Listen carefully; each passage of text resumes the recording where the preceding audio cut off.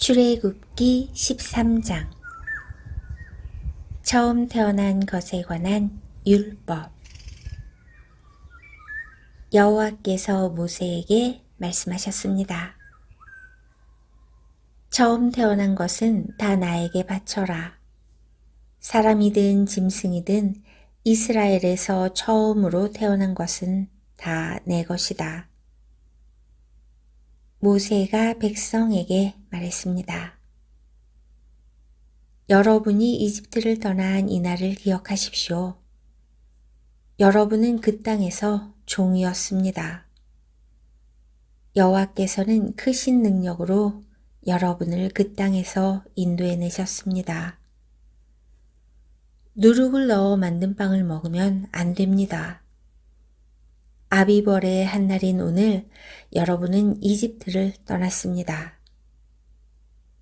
여호와께서는 여러분의 조상에게 약속을 해주셨습니다. 그분께서는 여러분에게 가나안 사람과 헷 사람과 아모리 사람과 히위 사람과 여부스 사람들의 땅을 주시기로 약속하셨습니다. 그분께서는 여러분을 매우 비옥한 땅으로 인도하실 것입니다. 그곳에 이르거든 여러분은 해마다 첫째 달에 이 절기를 지켜야 합니다. 여러분은 7일 동안 무교병을 먹어야 합니다. 그리고 7일째 되는 날에는 여호와를 위해 절기를 지켜야 합니다.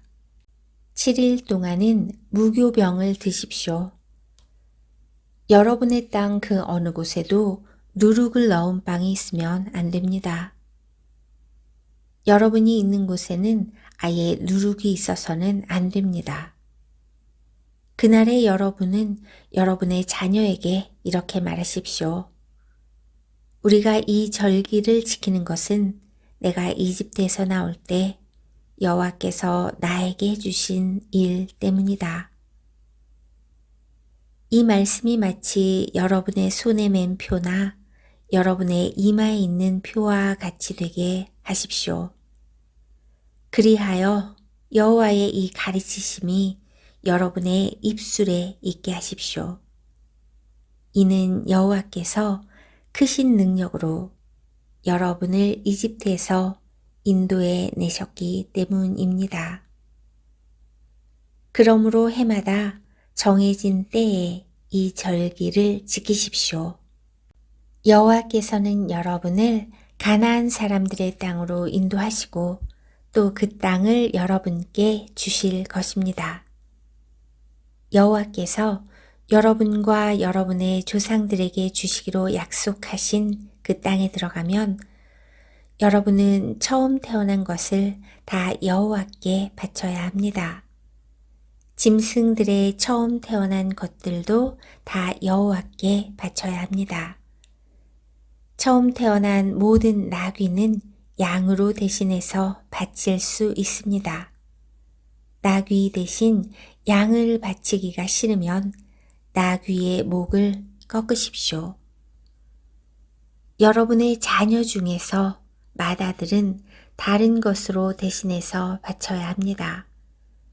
장차 여러분의 자녀들이 왜 이런 일을 하는 것입니까?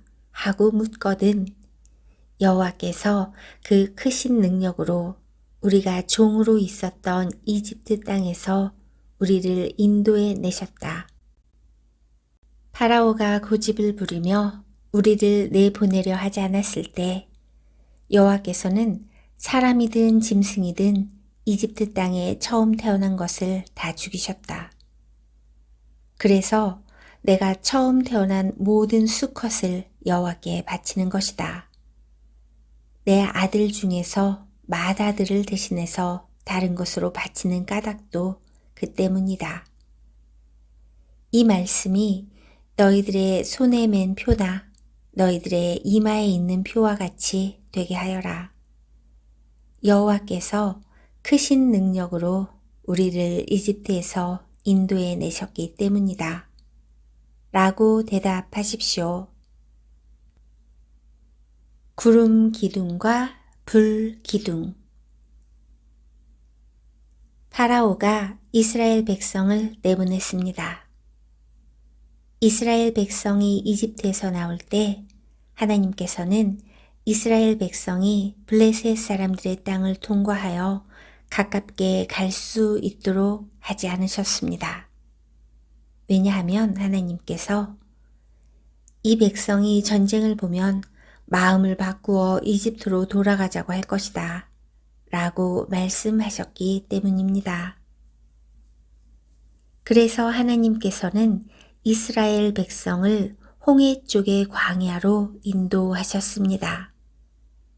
이스라엘 백성은 이집트 땅에서 나올 때 전투 대열을 지어 나왔습니다. 모세는 요셉의 유고를 가지고 나왔습니다.